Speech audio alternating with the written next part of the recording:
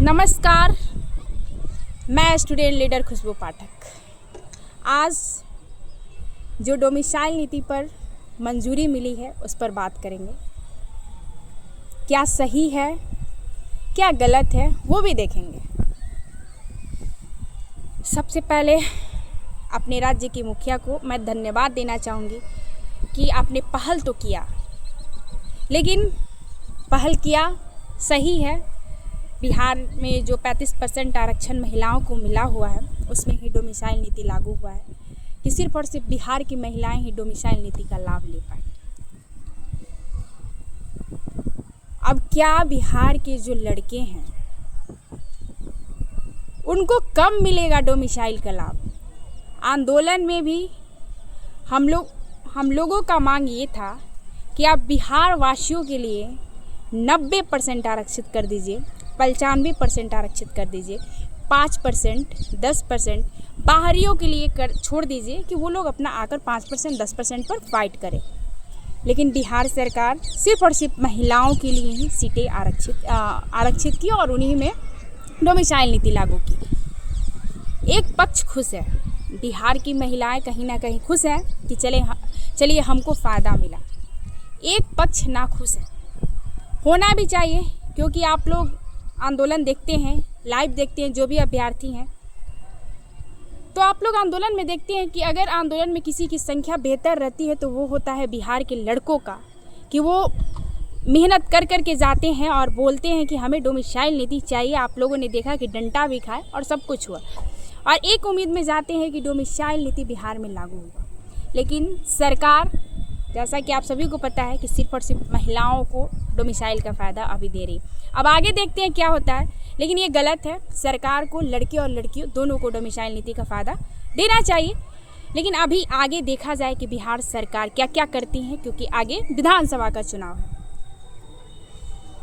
जो डोमिसाइल नीति 35% आरक्षण पर लागू हुआ है महिलाओं को, पहली बात कि बिहार की हर नौकरी में, चाहे आप कांस्टेबल की प्रिपरेशन कर रहे हो या दरोगा का या टीचर का, किसी भी जॉब का आप तैयारी कर रहे हो, कंपटीशन सरकारी जॉब का, तो आपको इसका फ़ायदा मिलेगा। एक और बात कि बिहार पुलिस की 21,000 की जो वैकेंसी आई थी, सारे अभ्यर्थियों का एक ही कहना है कि दीदी आप लड़कियों का कुछ ज़्यादा ही सपोर्ट करती हैं। मैं क्लियर करना चाहूँगी कि मैं कोई भी लड़कियों का ज़्यादा सपोर्ट नहीं करती हूँ। जहाँ मांगे रहती हैं वहाँ सपोर्ट करना बनता है कि चलो ठीक है। दूसरी बात कि आप देख सकते हैं कि सब लोग एक दूसरे को बधाई दे रहे हैं कि बहुत अच्छा हुआ डोमिसाइल नीति बिहार में महिलाओं के लिए लागू हुआ।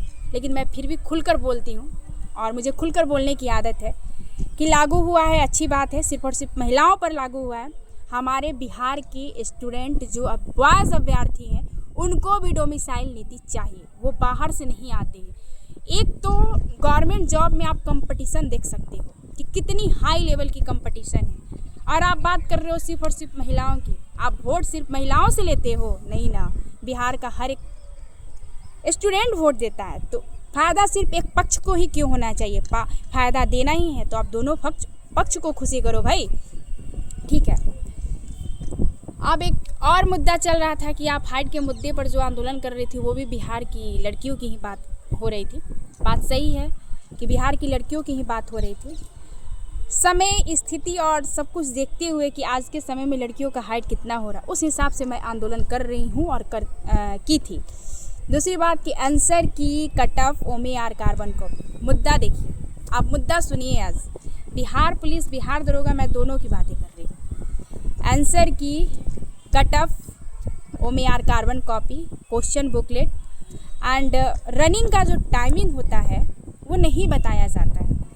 अब क्यों नहीं बताया जाता है? जब हम लोग RTI लगाते हैं, मैंने कम से कम 2 बार RTI लगाया है। एक बार 8415 के टाइम RTI लगाया था और दूसरा मद्य निषेध के टाइम RTI लगाया था। बहुत सारे RTI में गलत रिप्लाई भी आता है, वो सब मेरे पास सबूत है, क्योंकि कोर्ट में भी पेश है मेरे सबूत।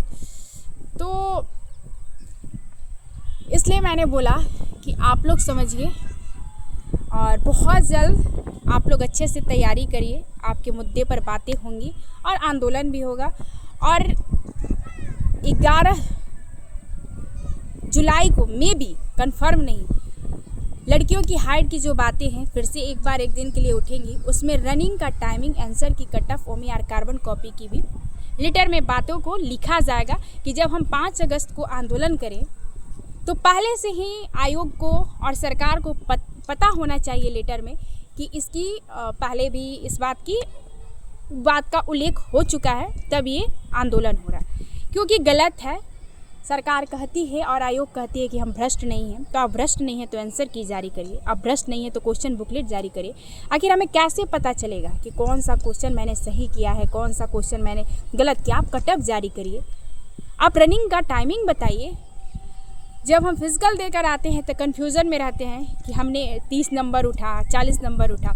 हाई जंप और गोला का नंबर पता चल जाता है, लेकिन रनिंग का नंबर पता नहीं चलता है। इसको लेकर 5 अगस्त को एक महा आंदोलन होगा और मैं सबसे यही गुजारिश करूंगी कि आप सभी लोग अभी अच्छे से एग्ज़ाम दीजिए और एग्ज़ाम देने के बाद इस चीज़ का मुद्दा उठाया जाएगा और आप लोग सपोर्ट करिए, क्योंकि ये आपकी मांग है और चुनाव है, आपकी बातों को मानी जाएंगी।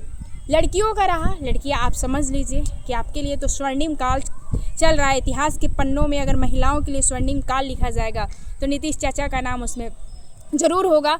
और अगर आज आप जागृत नहीं होती हैं, चाचा के समय में जागृत नहीं होती हैं, तो ये बहुत गलत है। आप अपने अधिकारों के लिए जागिए और हमें लगता है कि चाचा आपकी बातों को ज़रूर सुनेंगे और अपनी बातों को रखिए। अब हर नौकरी में आपको लाभ ही मिल रहा है, लाभ ही लाभ है।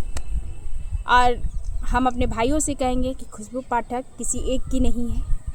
आप लोग ये टैग ना लगाइए कि सिर्फ और सिर्फ बहनों की बातें करती हैं, ऐसा नहीं है। हम अपने भाइयों के साथ भी हैं और हमेशा आपके साथ रहेंगे। जो भी मुद्दा है, हर मुद्दे पर हम आपके साथ हैं और हमेशा रहेंगे। धन्यवाद।